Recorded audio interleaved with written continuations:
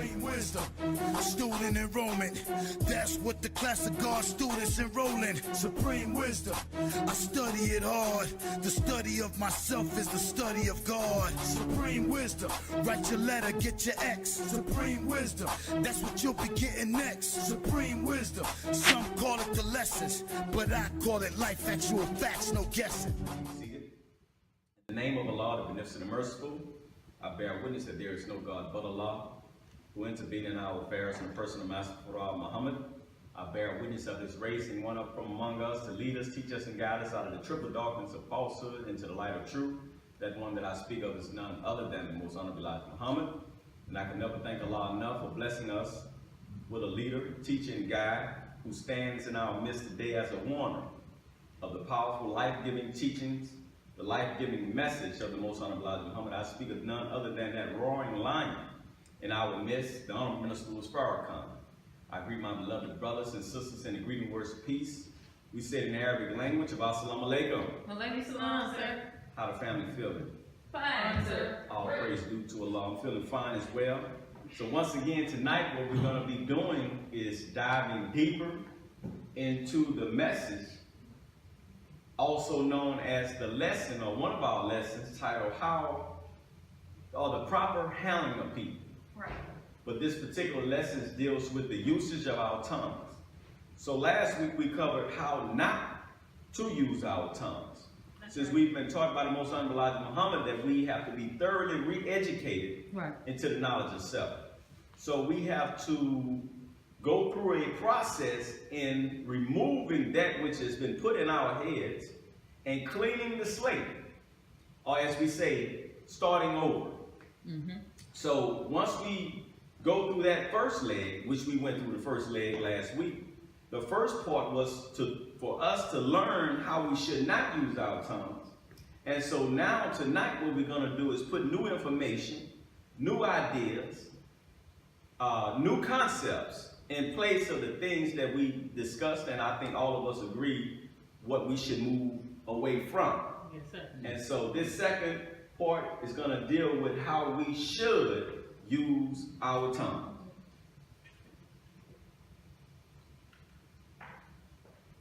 And the beginning of the lesson that we have, it says to convey useful information to our people. This is how we should use our tongues. Right. To convey useful information to our people. So of course, as we embark on this journey, we want to define words.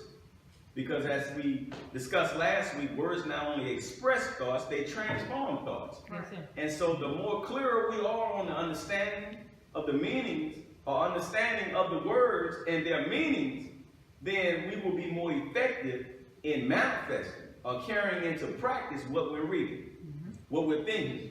Because we are no longer dealing with just the surface of what we think the words actually mean. We're going beneath the surface and dealing with the core meaning of the words. So let's look at useful. To convey useful information to our people. Useful is defined as capable of being put to use, of a valuable or productive kind. Useful information. What is information? Knowledge obtained from investigation, study, or instruction. So we, as believers, we as helpers in the cause, we want to be found conveying what? Useful, valuable information. Productive information. A productive kind, right? Not something that's invaluable, not something that is going to be coming out of our mouth that's going to cause people or the recipient of our words to become non-productive. Right. And the Nation of Islam, we call it killing somebody's spirit. Right. Am I right? Yes, sir. So if we're not using our tongues properly, the conveyance of invaluable or non-productive words or information will cause somebody to what? To die, spiritually or mentally. You can meet somebody and they can be on a high plane and you convey the wrong information. Next thing you know, you see them again and they're no longer what they once were. Right. And of course, information, and we come to the mosque and we look at the mosque as what? A school. And that is why we as FOI, and I'm pretty sure the sisters are taught the same thing, that you should have what? Your pen and your pad at all times. Right. Because Allah is always, when you are studying and marinating on the words of Allah, He's always revealing things to you. Right. So the information is what we gather in the mosque, is knowledge obtained from what? Investigation, study, or instruction. So we in the Nation of Islam pride ourselves as being students. Right. Huh? Oh, yes, sir. And so what we do, we come to the mosque and we delve deeper and deeper and deeper. And the more deeper we get into the wisdom of Allah, the better we become. Right. The Holy Quran teaches us in the 2nd chapter, 25th verse, and this is also at the beginning of this portion of the lesson. It says, "And give good news to those who believe, and do good deeds, that for them are gardens in which rivers flow. Whenever they are given a portion of the fruit thereof, they will say, this is what was given to us before, and they are given the like of it. And for them therein are pure companions, and therein they will abide." Now this is saying a whole lot. Now some of the language isn't necessarily, we don't really talk like that today, Right. but let's look at it. The Holy Quran, we know there's a revelation from what? From who? From Allah. So it is a book of guidance. Are we a people that need to be guided? Absolutely. Yes, sir. Absolutely. Because it is apparent when you look at our condition across the board, we've been misguided. So the Holy Quran says, "And give good news to those who believe, and do good deeds." Now, that for them are gardens in which rivers flow. Now, when we look at this, give good news to those who believe and do good deeds. We are obligated to not just give good news, words, but we are obligated to not just be what? Lip professors, but we have to carry it into practice. That's right. Yes, yes, sir. And, which joins the two, and do good deeds. So in learning how we should use our tongues, we have to understand that I can't teach somebody. You can't teach somebody. You can't share positive words with someone. And when they look at our actions don't coincide with the good words or the good news we've been giving them. Right. Right. So that is something that we always have to be mindful of. That people are always watching us. Always. Especially if you have embraced the role that Allah has given us, right? As little messengers. Right. Yeah. See, we have a bright light over our head. And anybody that's doing good in a world like this, the light gets bright and bright over their head. Right. Because that person is going against the stream, Right. right? So you stick out like, as we say, a sore thumb. Everybody notices you. And when you speak, your conversation isn't the norm, so quite naturally, more people are drawn, even though it don't appear, they're drawn to what you're saying. Right. Whether they want to critique it, tear it down, but we know we're going to be victorious Yes, sir. because the Holy Quran teaches us that we should what? Hurl truth And and falsehood until what? Knock out his brains. So falsehood has brains, and we know truth has brains. Yes. Yeah. We can work in our muscle. We learned last week that the tongue is a muscle, right? Yes, sir. Yeah. So we work in that muscle so that it can work with the muscle of the brain. The brain is also a muscle, right? And they be working in harmony together. They working out in the gym. And that's what the mosque is, the gym, right? Resistance training. We refuse to put bad information in our mind because we want to give good news and set a good example. Right. Yeah. So in the lesson, we're instructed to read page 44 in Message to the Black Man. Now, I just want us to look at a couple of these paragraphs on page 44. Now, it begins with the caption. If the civilized man fails to perform his duty, what must be done? Let's look at it. The duty of the civilized man is to teach civilization to the uncivilized, the arts and sciences of civilized people and countries of advanced civilization. A divine messenger of God, Allah, raised among his people with the divine message, is held responsible for its delivery. So the message is held responsible for its delivery. What's the most honorable Elijah Muhammad very plain in his words? Clear. Right. Right? Yes, sir. Crystal clear. His message teaches spiritual civilization, which is important to the success of a nation and society. According to history, the people who refuse to accept divine guidance or his message sent by his messengers are classified as uncivilized or savages. Wait a minute. They classified as what? Uncivilized or savage.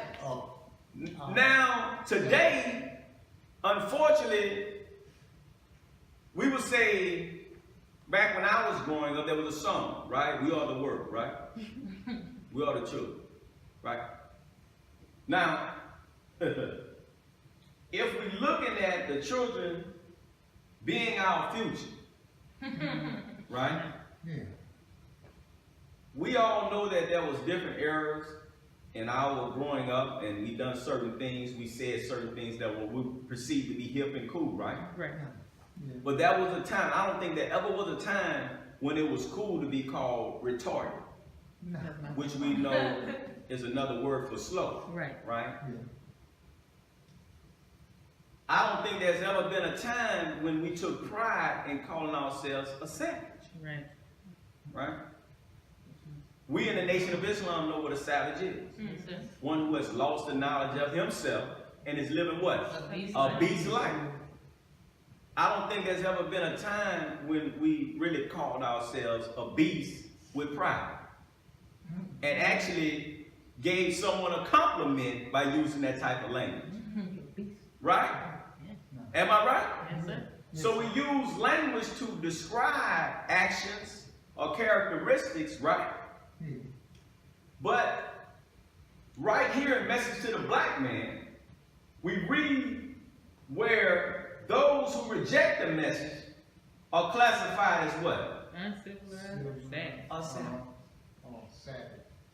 A well-educated, cultured, and courteous people make a beautiful society when it is spiritual. You see that? A well-educated, cultured, and courteous people make a beautiful society. Let's stop right here. Yeah. Because you see where I'm going with this. Because we can be, and you and I know that we can get in our vehicles and ride through some nice neighborhoods. But their walls could talk, Yeah. right? Right. They may be well-educated.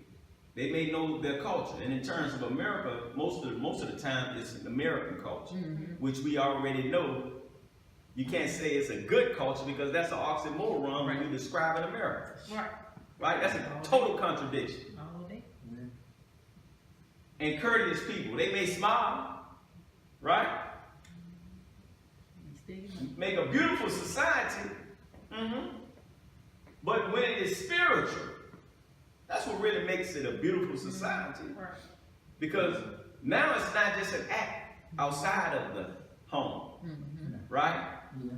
It is something rooted in the desire to please the God. Right. Good manners come from the civilized man who does not fail to perform his duty.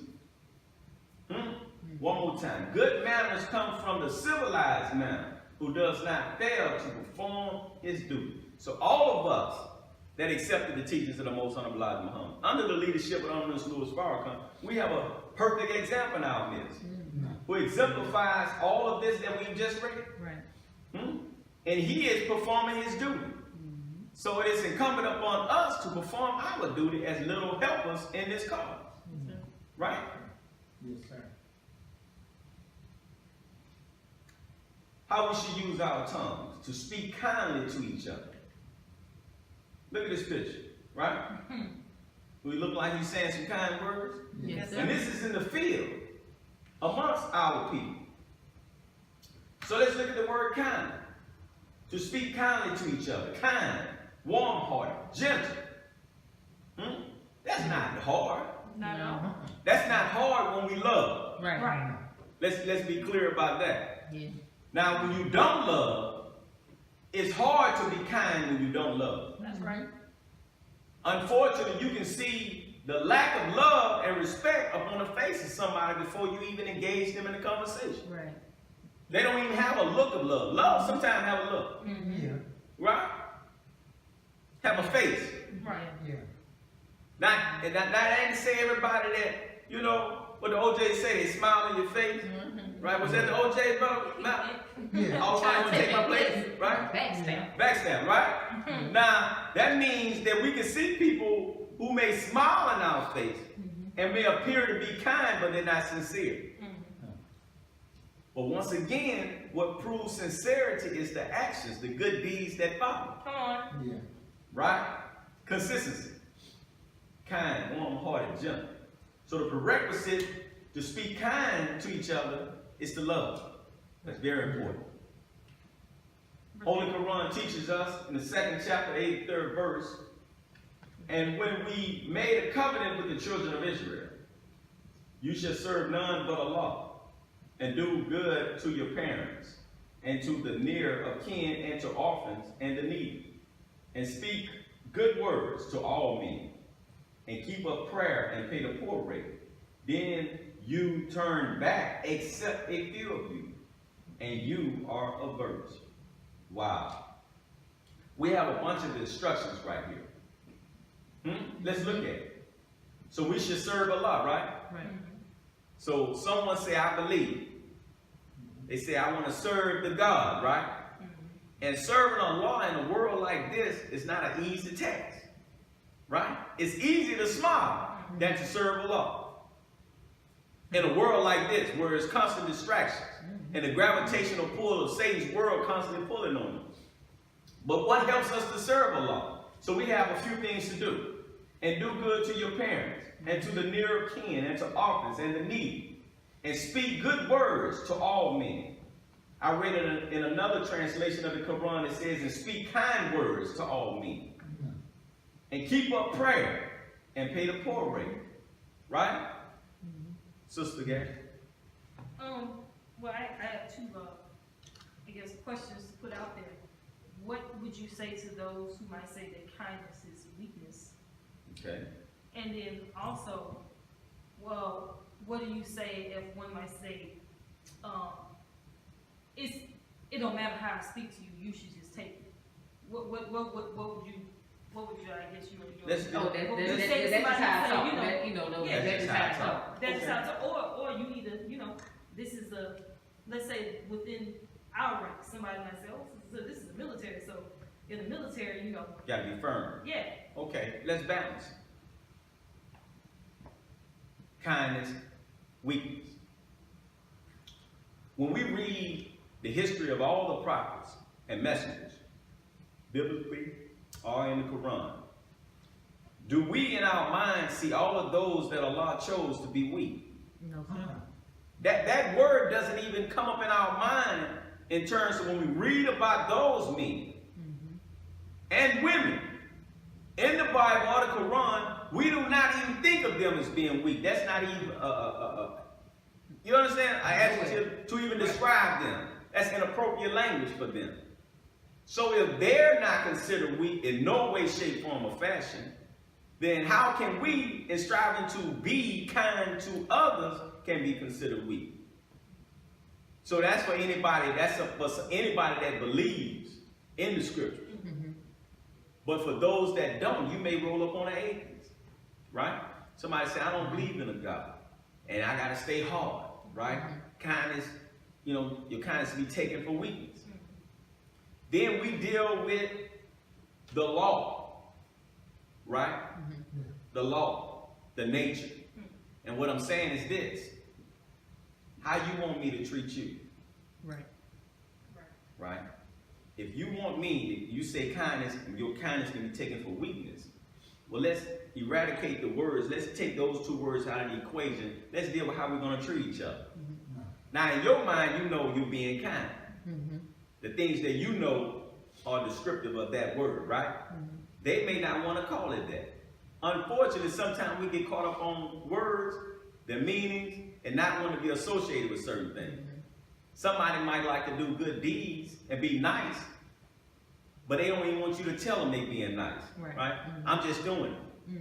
You know it's a good deed. But once again, we've been through so much in this society that it has affected us. And so somebody that's been misused and abused all their life, that may be, everybody have a story. Right. And that may be the language that they just don't like. You understand? So our challenge is not to get them to submit to the words that we're trying to convey. And that is why when we read these lessons, in terms of what we covered so far tonight, it says what? To do X, Y, and Z. Right. That is how we gain our favor with Allah. We can say it, but it ain't so much what we say, it's more what we do. Right. But we're learning how we should use our tongues, because that's very important in the mission. Because that type of person that you just described, that's the minority. Most people want to hear it and they want to see it. Am I right? Yes, sir. And they're going to agree with you. But then they're going to be looking at you. You understand? Right. I'm going to see how this brother going to treat me, talking all these nice words. I'm going to see if the sister really going to be sisterly, right? Talking all these nice words. So that is something that we're going to have to deal with, because everybody have a story. And when you hear somebody like that, and we have to be slow to speak, as we said last week, and realize, like, the light has to come on in your mind. Say, man, there's no telling what this person went through. And when you think about it like that, you say, wow, okay, I see right now they caught up on the words. Let me just show them, manifest the words, and everything work out in time. That's what we're going to do. Somebody had something? All right. It was the second part. The second part. And the second question I asked was, what would you say to somebody who say, and I gave the example, say within the ranks of the next say we're a military-minded organization. So they'll say, well, as long as, I'm telling the truth, it don't matter how I say it, you should just take it. As long as I'm right, it don't matter if I say it kindly, you should just take it. Well, we know that sometimes it's not what you say, it's how you say it that can determine if it's going to be received or not. Right? And so for those that think that they can say it any old kind of way, they have to be reminded. As a brother, as a sister, we have to remind those in leadership and those just in the ranks that it's not what you say, it's how you say it that's going to determine the end result. Right. You can tell somebody aggressively, don't walk out that door. Right? Because you know there's danger outside the door. Right? Right. Yeah. But if you say it wrong, as though you're just being a boss, right? They may rebel and lose their life by walking out of the door, because before you came in, you seen what was about to happen. Pistols were being drawn, right? Words were being exchanged. You say, don't walk out the door, but you said it wrong. And so you may have meant good, and sometimes, I'm not going to say all the time, but probably most of the time, maybe 50-50, right? Someone that don't know how to convey the words properly may mean well. But you have to remind that person, all that barking and talking all aggressive, right? Not that we're dogs, but, speaking aggressive with a firm tone, no love in the words. Come on. We have another perfect example. Honorable Louis Farrakhan, when he teaches us, he's firm, right? If he teaches us, especially in the believer setting, he's firm. But you feel the love in his firmness. Right? And that is what we have to work on. If you rough around the edges and you like to be firm and hardcore, work that with some love in the pot. Right? Before you try to feed somebody that bean soup. Right. Otherwise, they're not going to accept it. I'll tell you right now, I don't care how hungry they are. How we should use our tongues. To be truthful and simple in our statements. There's another one. Truthful of a person or statement telling or expressing the truth. Honest. Simple. Easily understood or done, presenting no difficulty. Now, what this tells us, or what this tells me, or when I looked at this, to be truthful and simple in our statements. We don't want to come across as some heavy bean soup scientists. You understand what I'm saying? It's okay to show that you're well read and use a few words that exceed 6 characters, right? That's beautiful, right? It's wonderful. It's a gift to be eloquent in speech. Right. But when we're trying to teach a people that is uncivilized and even today embracing the term of being a savage, right? Right. Then we have to be simple in our articulation of the truth. Our conveyance of the words that we know that can save their lives has to be simple, where we know that the most honorable Elijah Muhammad taught the words were so clear, cut straight to the point that what a baby can understand. Right. Right? And that's a perfect example for us. So we want to be truthful, but yet simple, easily understood or done, presenting no difficulty. We want to give all people basic mathematics. We can get them get heavy now, right? In the right setting. You got to get the milk first. Right. You can't feed a baby steak, as the old saying goes, right? So the most honorable Elijah Muhammad, in Message to the Black Man, says this: before the black man can begin to gain economic security, he must be awakened from the dead and gain knowledge, understanding, and wisdom, which will enable him to follow my teaching. This is a message to the black man. So, all of us desire to have more, right? To be able to enjoy economic security, right? So, Yes, sir. we are a little nation inside of a nation, right? And that's why we have so many things in place that resembles the larger, right? The macrocosm. We're like the microcosm with God at the center, right? Yeah. But we understand that we have to be about our business, No. right? And we don't believe in a mystery God who's going to put bread on our table. It ain't going to happen. But before the black man can begin to gain economic security, he must be awakened from the dead. This is a prerequisite, right? He has to be awakened from the dead. Before. Come on. Because even if you gain it, it's going to be short-lived. Huh? So really, because it's going to be short-lived, it's going to be like an illusion. Come on. I had it at one time. You know what I mean? And so because he's still dead, he got it. Yeah, I used to be. And used to be's don't make no money, right? So he must be awakened from the dead and gain knowledge, understanding, and wisdom, which will enable him to follow my teachings. Are y'all with it? Yes, sir. How we should use our tongue to comfort and console the fearful. Comfort. The easing or alleviation of a person's feelings of grief or distress. Console. Comfort someone at a time of grief or disappointment. This is how we should use our tongue. And we're right now living in a time where fear is one of our greatest impediments, right? We have a study guide that teaches us that fear was 7 impediments. Fear, the 7 impediments of fear, vanity, pride, envy, lust, anger, and grief. 4 major impediments. Yes. But there's another study guide that talks about those 7 impediments. Now, and so since we look at it, to comfort and console the fearful. Why must the fearful be comforted and consoled?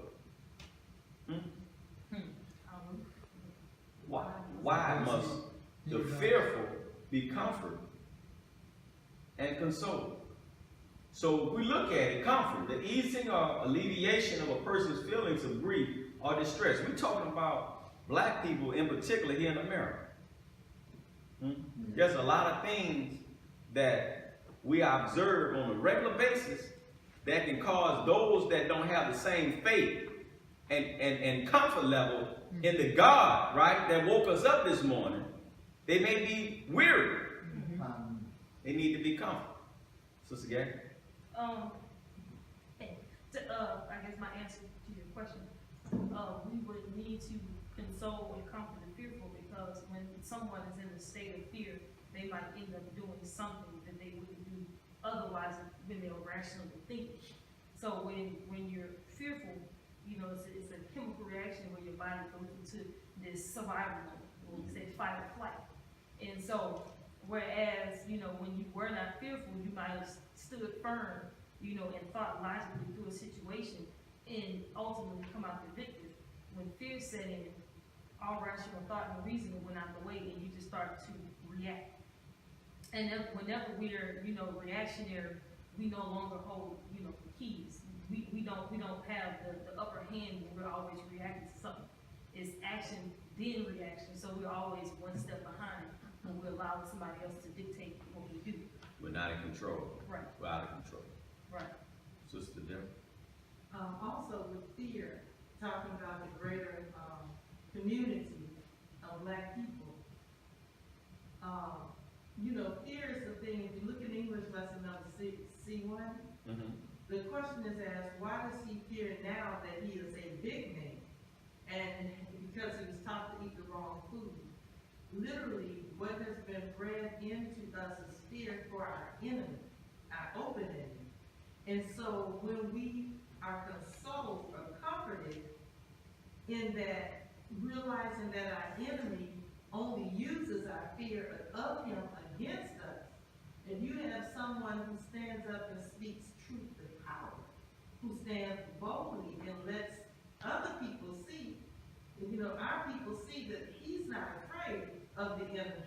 That's one of the ways on a plantation, what they would do to put fear into the other slaves, by beating a slave in front of the rest of them, in particular in front of a mother, so that she can make sure that her children, and her male children in particular, would be, you know, docile, wouldn't rise up against, you know, the white overseers or the master. And so just the opposite of that is that when you put somebody who is bold and the enemy can't break, they don't bow, you know, and they don't scratch when they don't itch, and all of these things like that, that does just the opposite of putting fear, and it puts comfort, it puts consoling.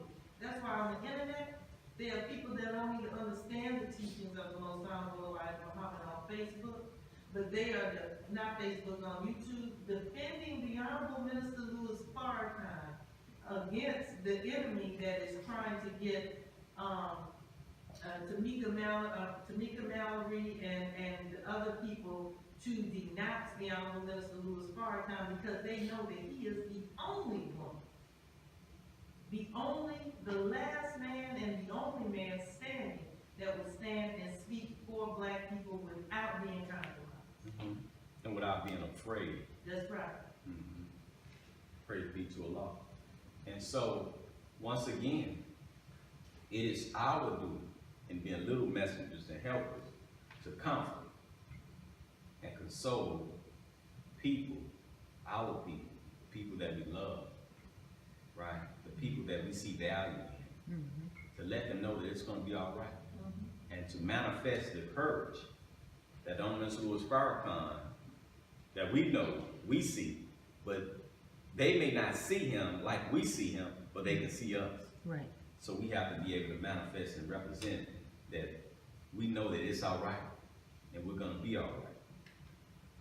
How we should use our tongues to cheer the timid and fearful. Here we go again. So we just dealt with one point of how we should use our tongues, right? To console and what? Comfort, right? The fearful. Now, after the consoling and comfort takes place, then we have to do what? We have to cheer, right? The timid. Because once somebody, and it's the same thing with a child. You're teaching them to learn how to ride a bicycle.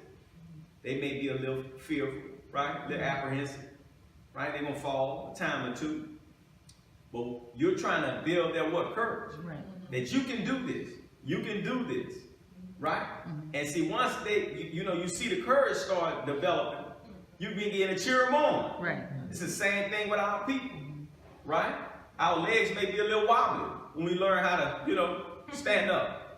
You understand? Right. Now, I'm not talking about just learn how to walk. I'm talking about as a Yes, grown sir. man and woman, right? Yes, sir. You've been cowering down all your life, right? Laughing when nothing is funny. Smiling when there was nothing to smile about. Right. That's right. Right? But then you met somebody that showed you it's okay to be yourself. It's okay not to laugh at jokes that's not funny. Right? It's okay to hold your head up high. Right? Right. And talk like you have some sense. So to cheer that timid and fearful person is our obligation. Cheer, make or become less miserable. Timid, showing a lack of courage or confidence, easily frightened. Fearful, feeling afraid, showing fear or anxiety. And that word anxiety is a perfect description of the fearful. They're always paranoid. Right? Afraid that something as bad is about to happen. Wow. To cheer the timid and fearful. That's how we should be found using our tongue. How we should use our tongues. To defend the innocent and the oppressed. Let's look at it. To defend the innocent and the oppressed. Defend. Speak or write in favor of an action or person. Of course, in this case, it could be both. Right? Attempt to justify. Innocent. Without experience or knowledge of. Oppressed. Subject to harsh and authoritarian treatment. To defend the innocent and the oppressed. We have a duty in terms of the usage of our tongues to defend those that we know are innocent and that are being oppressed. Now, how do we do that? Is it hard or is it easy? It's relatively easy. Okay. Give me an example. You defend an innocent person, or defend or speak or write in favor of or person, action or person. Y'all agree? Sister Dan?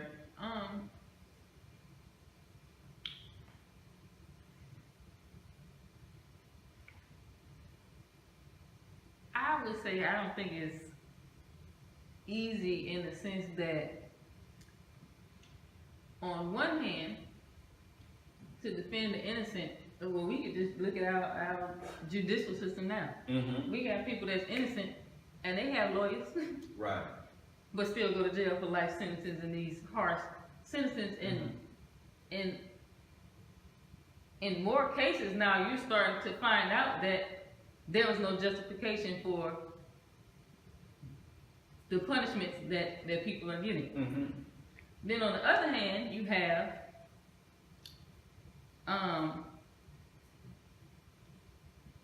a lot of times in being oppressed, most of the time people are ignorant. So you're trying to defend ignorant people who don't understand. Yes. And so, in that sense, just like how we're taught that we have a war on two fronts. So in defending the innocent, I mean, you may be speaking out the word, that would be the easy part, but the action that follows might not be as easy in just speaking the word to defend. Sister Gay? I agree with kind of both of what they said, in the sense of it's easier said than done. Okay. And so the concept of speaking the truth, to power in defense of the innocent and oppressed is something that's easy to comprehend why you should do it. Right. Because it's right. And it's our nature to be in line with things that are, right and righteous and good. And so, all I have to do to defend it is just to speak when, you know, when it's my turn to say something, speak the truth. You know, and so when it comes to speaking the truth, you don't have to, you know, jump through all these different loops. You just speak it, it comes out. You don't have to worry about backing it up to the truth stand on its own. But, like Sister Denzel was saying, in the world where, you know, like you said, the justice system, which is really the injustice system, it's really named the opposite of what it's about. But when you have a system that's against the truth, and when you live in a world that's against things that are right, you have that being as a natural opposition. When everything wants to, you know, lead down the wrong path, and you want to be right, since in the sense of forces, they go in the opposite direction, so there's a struggle, as opposed to two forces going in the same direction. They go in the opposite direction. So that's where the, I guess, the hardship comes, is that you're fighting in against an opposing force. So in that sense, I mean, it's I can get into all the details, but it's easier said than done. Okay. Sister Deborah? Yes, sir. Just as I was stating before, my answer is no. I don't believe that it's simple, but it's not easy. Because the truth in a world that is so filled with falsehood is really the antithesis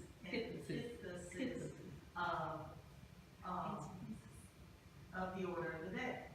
As the minister said about the people have the right to know the truth. Even the press now is propagating falsehood.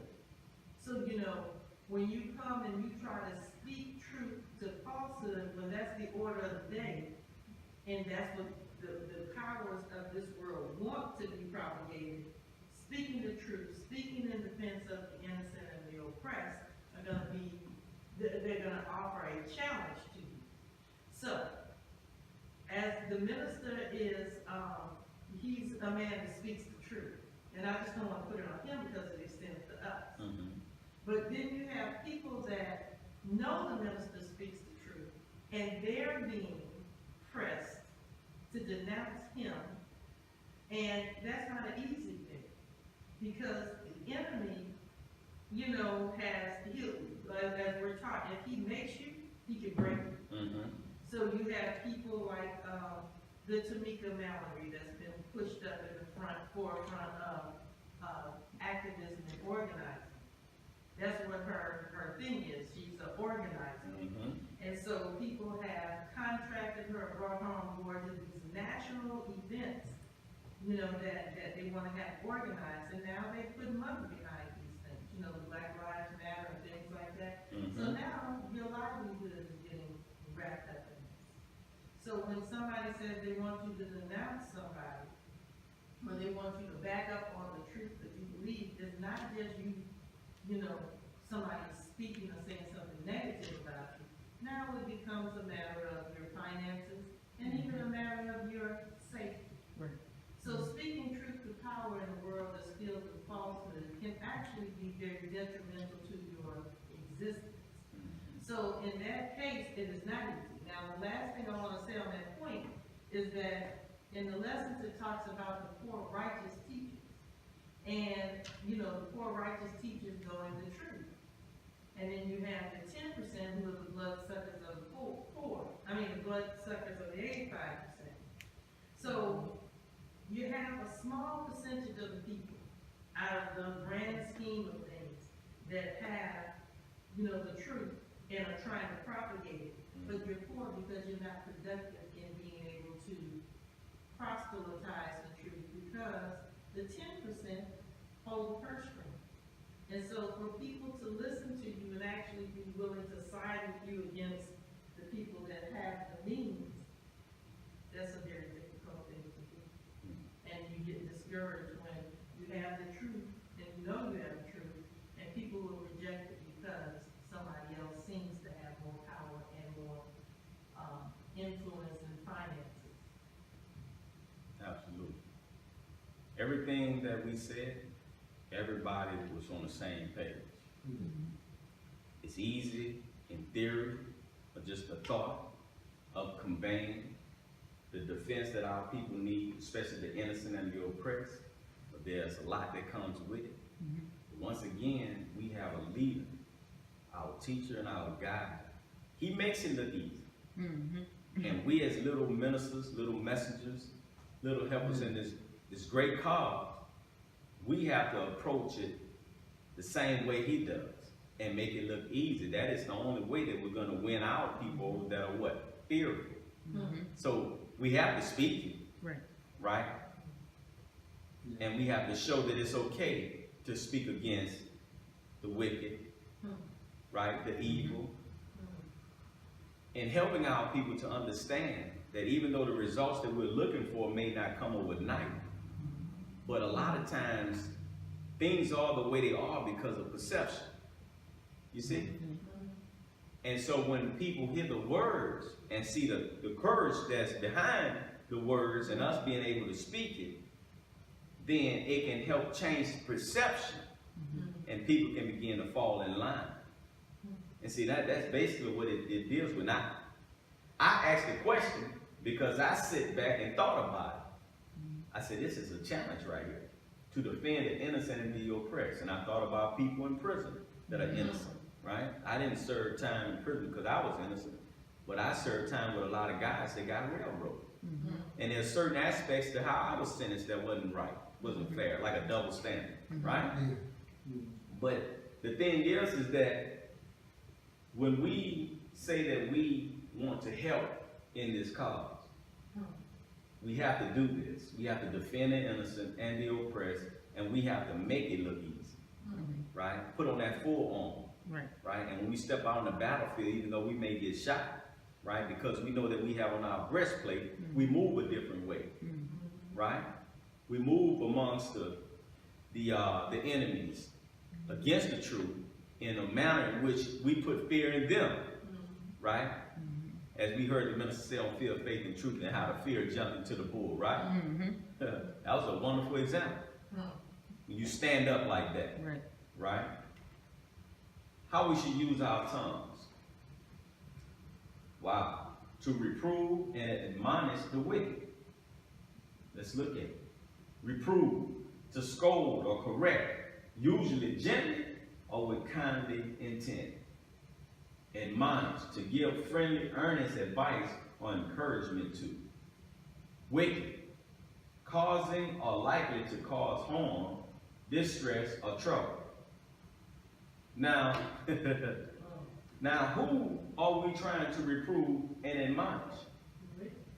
The wicked. Now, is this talking about black people, white people, or all people?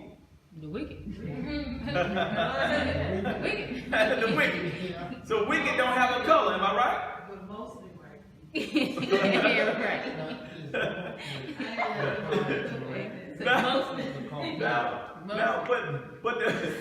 But the lesson says how we should use our tongue. Yes, sir. Now, our focus is on helping what? Our people, because our people is in dire need of our help, right?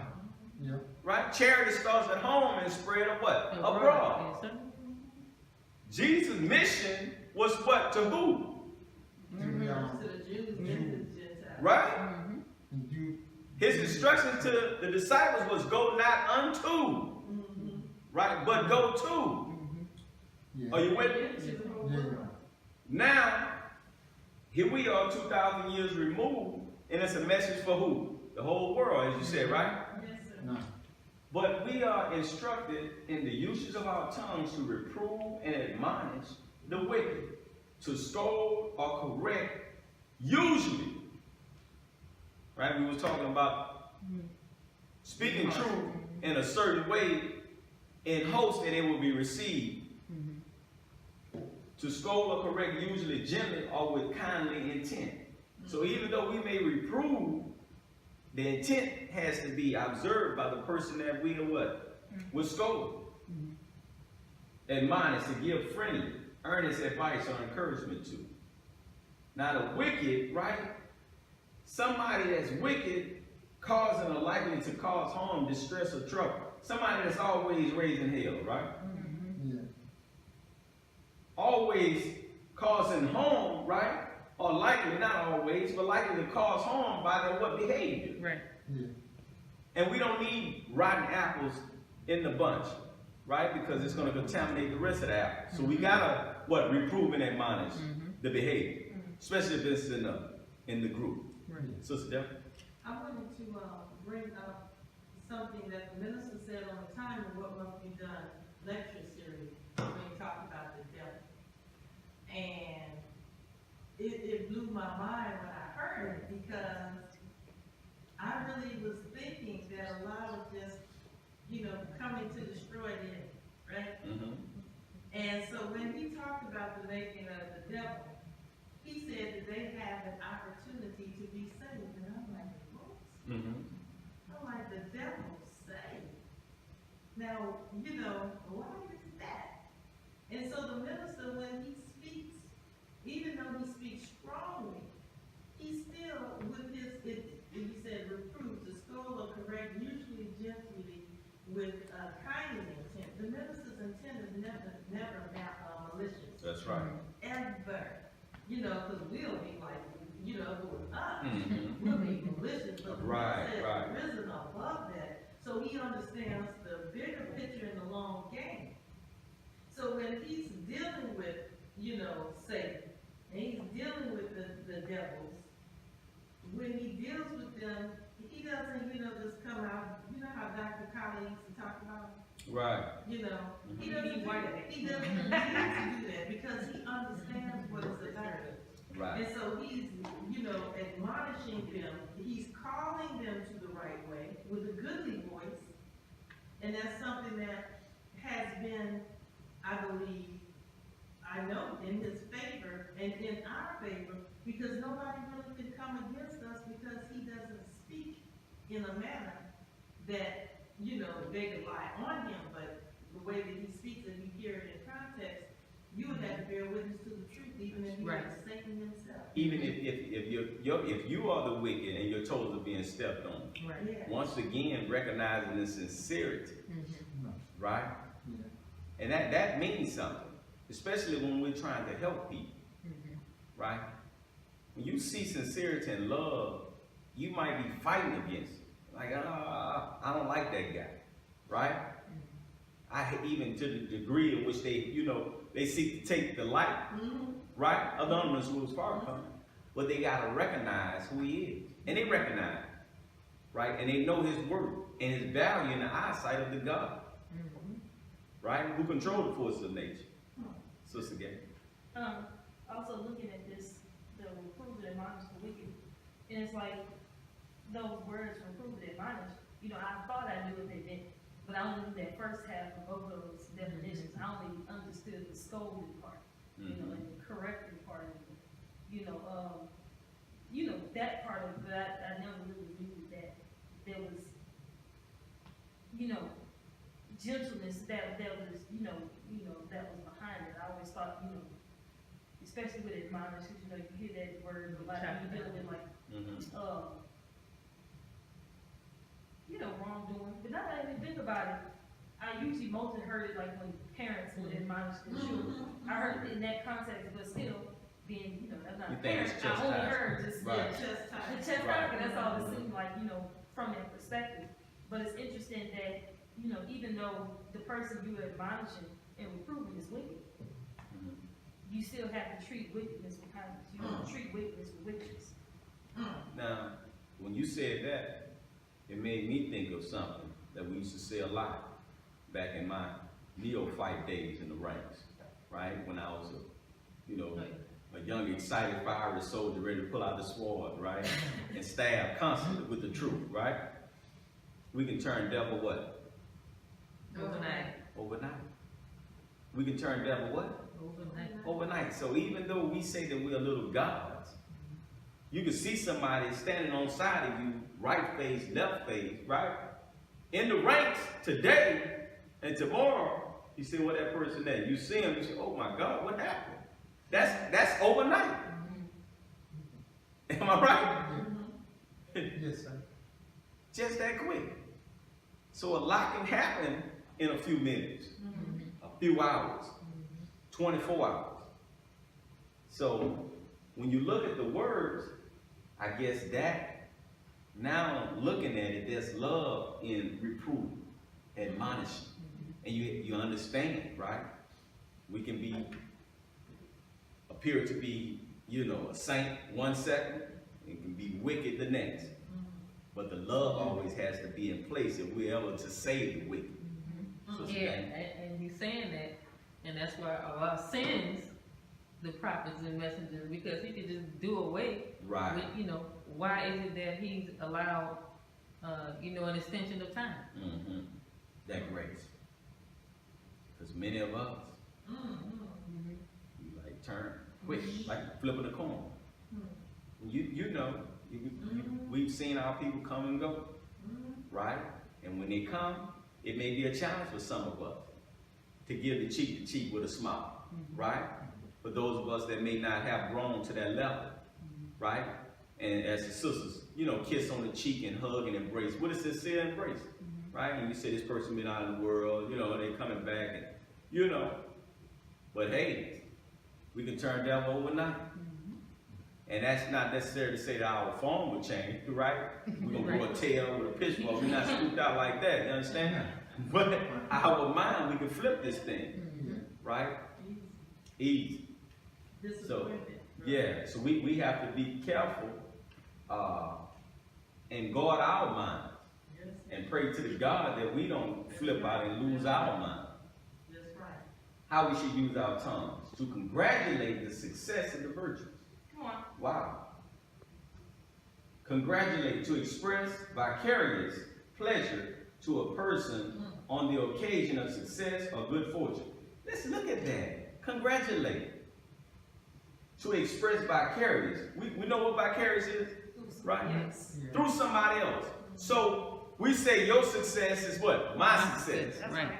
You want for your brother what you what? Want for yourself. Success, favorable, or desired outcome, virtuous, morally excellent, righteous. So the hand high. You think you're touching the ceiling. Well, it says to congratulate the success of the virtuous. Often in a world like this, people will tease the people who are virtuous. You remember in school? Oh, Yeah. Right. You say you're innocent. Yeah, you're innocent. Yeah. 4-year-old innocent. That's right. Remember the movie about being a 4-year-old, Yeah. So anyway, the point is that, as young men, if you, had. Yeah. Like middle school. Yeah. You made fun of. Yes, that's Right. what we talked about. But see, in a righteous society, You don't smoke, you don't drink, what's wrong with you? yes, Yeah, exactly. yes, Right. You don't eat coke? You don't cuss? yes, and to congratulate the virtuous, and that's one thing that I think if we did that more in an open manner, then what it would do, it would encourage the people maybe that have gone astray a little bit to, bring it back, because virtue in a world like this is made to seem like it's mundane and boring, yes. That's right. But when I read the definition, and I looked at it, I'm saying, wow, this vicarious experience, your success is my success, right? And even for those of us that may have not perfected certain aspect of the teachings, when I see somebody that has that 1 meal a day down to a science, right? Come on. I mean, I'd be like, man, you got it. And I feel good. Right. As though it's me walking in their shoes. That's right. And I know it's not me because my pants don't fit like they used to. You understand? My shirt's a little tight. And so when I see them, I'm like, man, you own it. Right? Yeah. And it's sincere pleasure to see somebody that has perfected this thing. Right. Which lets us know whatever it is that you're struggling with, we can accomplish that. Right? To congratulate the success of the virtue. On the occasion of success or good fortune. Favorable or desired outcome. Now see, that's the thing.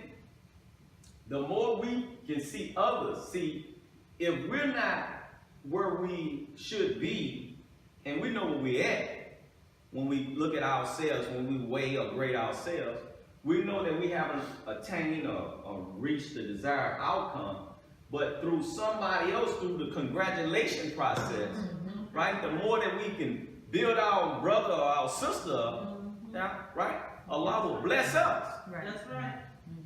Right? You have an example, somebody you see on a regular basis doing something. That's right. And you say, well, it's doable. Right? It's doable. I can accomplish it. That's right. To confess our faults to one another. Uh-oh. Come on, Nancy. Oh my goodness. That seems to be so hard for us. Right? Let's look at it. Confess. To tell or make known something such as something wrong or damaging to oneself. Admit. Right? Faults. Weakness. Failing, especially. A moral weakness less serious than a vice. We know that the vice is a what? Bad habit. Right? Now, let's take it from the top. To confess our faults to one another. Love has to be established. I would not advise anybody that don't feel the love from somebody that they're trying to confess some faults to. And we are Muslims in the Nation of Islam. Right? Because I had to do this because I was thinking about, I think in the Catholic Church, right? Don't they have a confession book?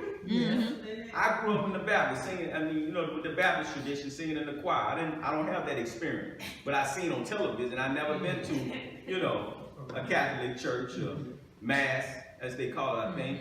So, but I've seen on television, and I've never asked someone that professes the faith, is that real? Like, do you really sit down and confess and talk to somebody like that? That's what happened? Okay. I don't know, and apparently some of you don't know either.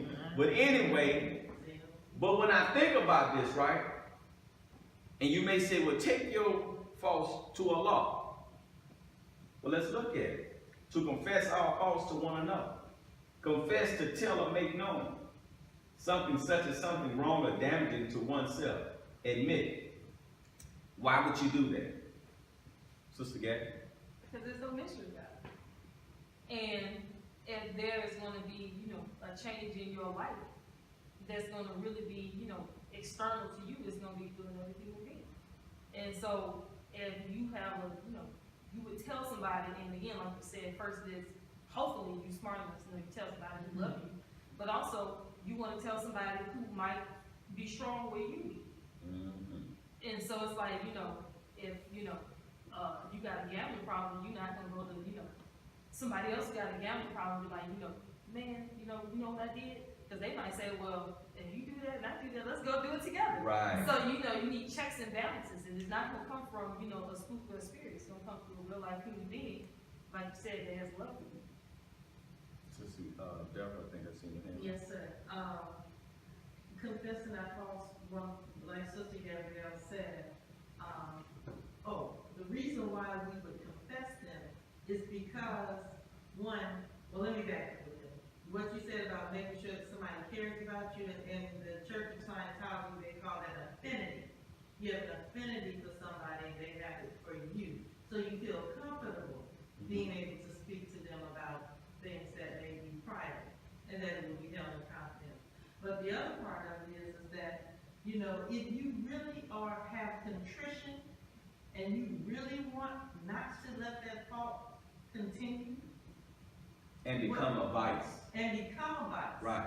What I would suggest, what I do, I talk a lot, and so what, you run and tell somebody, hurry up and tell somebody what you're doing, because the more you keep it a secret, the more it'll wind up in your mind, setting up, resident in your mind, and then eventually you'll manifest it. So the best thing to do is expose it. The messenger said, if you want to kill a tree, he said you expose it at the root.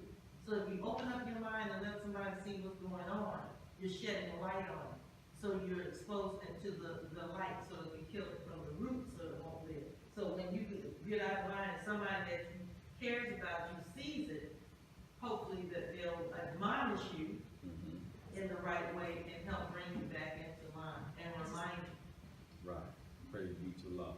Both of y'all tag team that one very well. Yeah, that was perfect. Right on point. That's a real life experience. Yeah, right. Open it up. Look at it. Help me. Praise be to Allah. Well, we have the last one on the list, and that was 10 points. This is the 10th one coming up in terms of how we should use our tongue. And that is to pray and speak the praises of our God. This is how we should use our tongues. Let's look at these words.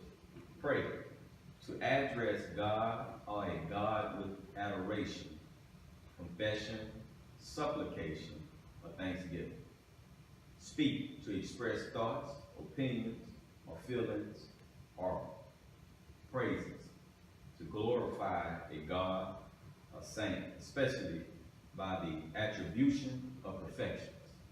To pray and speak the praises of our God. I mean, what more can you say?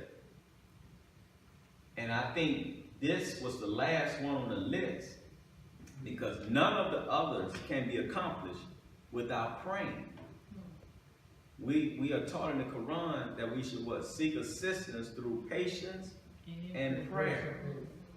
But this is hard, except for the humble ones, right? So we have to be humble when dealing with our people, right? When the words are about to come out of our mouth, right? And we're going to share some words, whether we know that somebody's going to like them or not like them. We have to maintain our level of humility and not seem so righteous before we unleash, right, the words that's in our head on the person, right, and how we should use our tongues. But we have to pray to the God. And you see the minister, we've seen the minister on the rostrum, right, before he's brought up to speak, in particular in churches where it appears that he's meditating. Am I right? And so what we have, when it's all said and done, is the Honorable Minister Louis Farrakhan being that perfect example for us and always praying to the God before he says something, delivers a message to our people. Before he teaches us, he's in prayer mode. Right? And that's how we have to be, especially when we're about to touch on something that's God related or that's sensitive, right?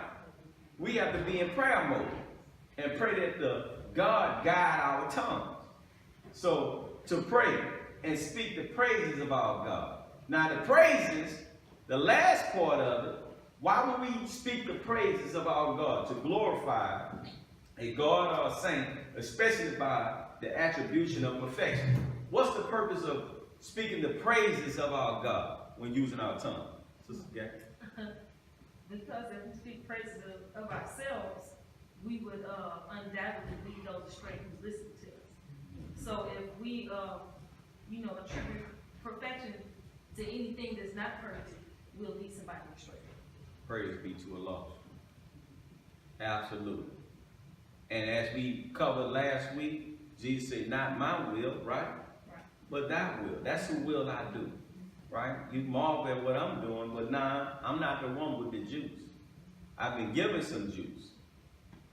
And he has enabled me to show some juice. Sister Deborah? The Honorable Minister Louis Farrakhan of Believers, when he talked about praise, he said praise is a heavy wine. And so whenever we, do something that may be worthy of praise, he said in order to keep us, grounded, he said, well, I would put the word grounded in there, but what he's saying, in order to keep us humble, then we take the praise that is bestowed upon us and we push it off to him, to the God, so that way we don't get drunk with the praise. Perfect. And we definitely don't want to be drunkards, right? Huh? Wobbling side to side. Can't even walk straight no more. Thinking, head big, thinking we got the juice, and next thing you know, we'd have lost it all. Right. So, dear family, in reviewing, and the practical application. We don't have to go through all of them. You've already received the lesson. Everybody have a copy of this? Yes, sir. Right? Okay, so, but our challenge is the practical application of it. So sometimes we have to evaluate where we're at in terms of have we mastered the lessons. And we have a lot of them. And this one right here, sometimes you have to look at how not to use our tongue. You might have to go over those 10 points to see if I'm doing this. Have I reverted back to the old? Right? I thought I had removed all of those out of the equation, right? And replaced it with how to. Sometimes we have to go over our lesson as a refresher. Yes, sir. Sister Gabby? It's me. I mean, Sister Deborah. Yes, sir. But from last week, something that was said made me reflect on my behavior. And that was when we are speaking about people in their absence. And I had asked a question about why do we do that? And we came up with the conclusion that sometimes it could just become a habit of doing it. And so for this past week, I've tried to make sure that I kept that in mind. It may be a legitimate reason why I'm saying something, but I think that it had just started to become a habit of doing that. And then normally, once you start on a path, that's how the gossip begins. Because you go down a road where that is really not leading anywhere other than just gossip.